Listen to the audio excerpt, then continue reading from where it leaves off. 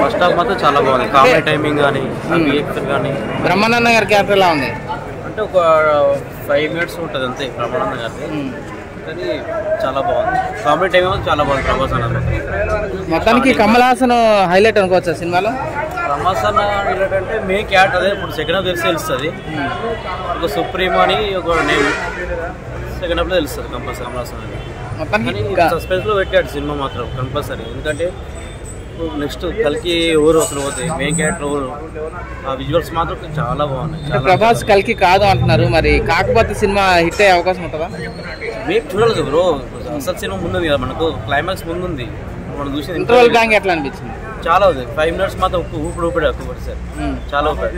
ఇంతవరకు మీకు నచ్చిన షార్ట్స్ అంటే ఏం చెప్తారు? హైలైట్స్ అంటే ఫస్ట్ ప్రభాస్ ఎంట్రీ చాలా బాగుంటుంది. అందులో ఒక ఫైట్ ఉంటుంది, అందులో చాలా టైమింగ్స్ కామెడీ తోటి ఫైట్ చేస్తారు.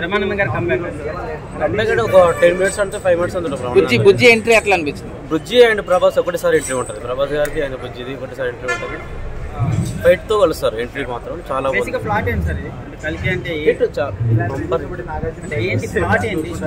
స్టోరీ ఏంటంటే ఫ్యూచర్ లో మనం ఎలా ఉంది, మన జనరేషన్ ఎలా ఉంది, ఫ్యూచర్ ఎలా పోతుంది, 2898 ఎలా ఉంటుంది అసలు పోతే కాశీ అనేది సోది ఈ ప్రపంచ యుద్ధం ఎలా ఉంటుంది, కాశీ ఒకటే మిగులుతుంది, కాంప్లెక్స్ అనేది చూస్తే తెలుస్తుంది, అది ఎవరికైనా తెలుస్తుంది.